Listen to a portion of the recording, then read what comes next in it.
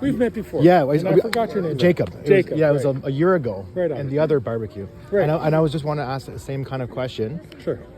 Are we doing enough to put pressure on Israel to stop the genocide?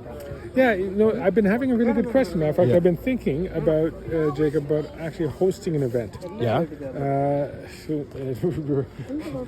My team was saying, "Oh, really? Do you want to do that?" But I thought of even bringing in some experts. Yeah. And talking about what is a genocide and what is a war crime, and to have that debate.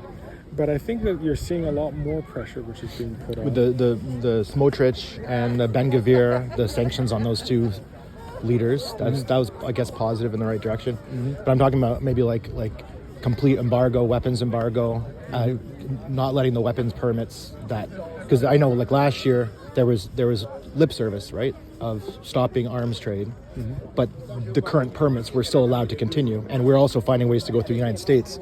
So I think there hasn't been a lot of follow-up. Our people, I've sat down with the folks from Global Affairs to ask them precisely on this issue, and they assure me that any arms sales in Canada that would be used in Gaza or would be used in the West Bank have stopped, and any arms sales that are not being used for those purposes are fine and they're still going through. So. What would it take for Canada to close down the Israeli embassy? Is there anything Israel could do for us to cut off diplomatic relationship? Why would you want to cut off? We did that with the Iranian embassy several years ago, and for way less war crimes, right? And that's been a real problem for us. I know, because last time I asked you that, you had said it's good to keep up dialogue. Yeah. But they're not getting that message. They see that as most people are seeing this as complicity, right? Like most people see this as us giving diplomatic cover for mass murder, and so that's the worry, right? Again, so the notion of genocide, is it a genocide? That's a question that is right now being before the UN body, right? And it's being worked through on that one. Are there war crimes which are being committed? I think someone can make a very strong argument that there are. It's pretty obvious, yeah. So, so forgive me for not jumping in and just saying, immediately agreeing with you on genocide, just because there has to be real intent to wipe out a people. Okay, right? So I'd rather not get bogged down in semantics. Yeah. The rest of the world knows. Well, the only reason why I say this is because there are important obligations which happen once you recognize that there is a genocide. Yeah. Right? When there is an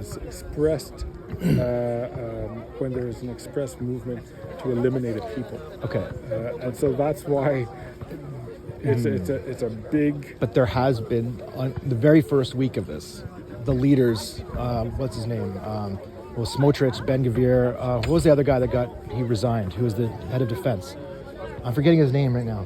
But they announced right off the bat the plan to cut off. It was very clear genocidal intent. So I mean, and this is not just me, some random guy saying this. This is like the rest of the world. Canada purports to care about human rights, and we're alone. And we do. Well, but we are on the side of the monsters right now, and I'm just wondering how is our political elite there's a lack of courage and there's a severe lack of courage, and I don't think I'm the only one thinking this, right? And I think a lot of people their eyes are closed. I hope I'm not bugging you with the button, because I know that was an issue in the Parliament when we were in the button. That's not fine. Just in Parliament, we have rules about what to wear, what not to wear. But in public, there's no rules. It's fine. You're free to wear what you'd like. I just think there's going to be a lot of people are really upset about what's going on, and I think it affects the credibility of our political elite. Well, I think again, it's a fair point which you're raising, and I think we might agree on war crimes.